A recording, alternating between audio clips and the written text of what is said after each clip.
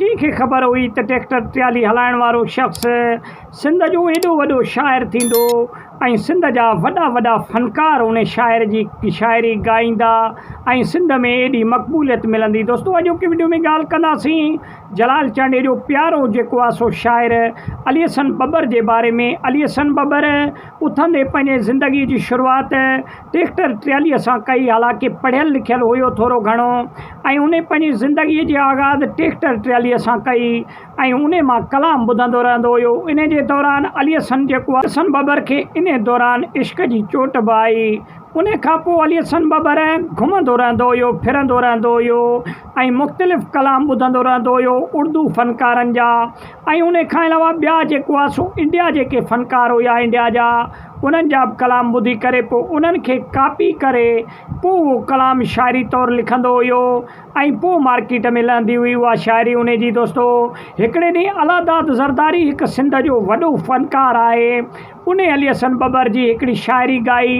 उहो कलाम कहिड़े बि तरीक़े सां जलाल चांडे जे कननि ते अची पुॻो। जलाल चांडे जॾहिं उहो कलाम ॿुधो त जलाल चांडे खे तमामु घणो उहो कलाम पसंदि आयो।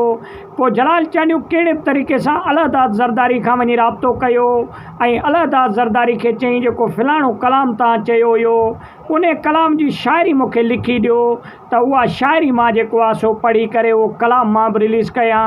पोइ जॾहिं अली हसन बबर खे अलादाद ज़रदारी ॿुधायो त जलाल चांडियो आयो मूं वटि ऐं जेका तव्हां शाइरी लिखी ॾिनी उन जी फरमाइश कई उहा लिखाइणु आयो। उहा शाइरी मां लिखी ॾिनी आहे जलाल चांडे खे।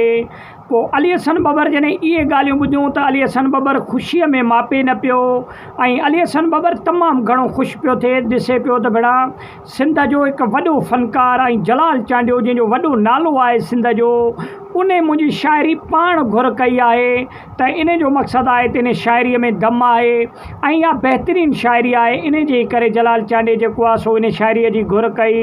पोइ उन ॾींहं खां पोइ अहिड़े तरीक़े सां दोस्तों अलादाद ज़रदारी जे थ्रू अली हसन बबर जो वास्तो थियो जलाल चांडे सां।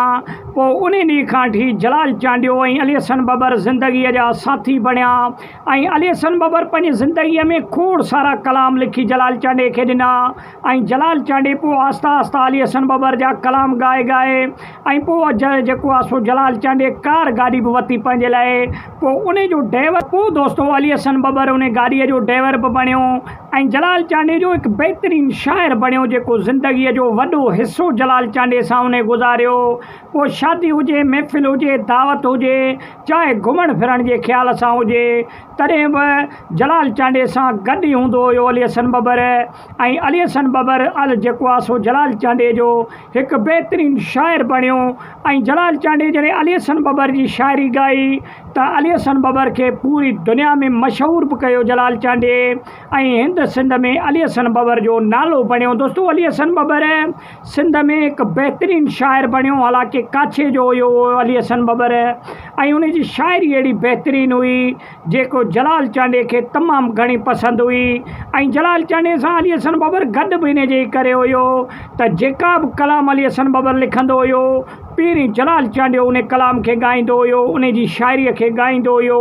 पोइ सिंध जा ॿियनि फ़नकारनि खे जे अगरि उहो ॾींदो हुयो अली हसन बबर त ठीकु आहे, न त जलाल चांडियो ई अली हसन बबर जी शाइरी ॻाईंदो हुयो। त वॾी महिरबानी, उमेदु आहे त नंढो वीडियो पसंदि आयो हूंदो, लाइक ऐं शेयर कयो।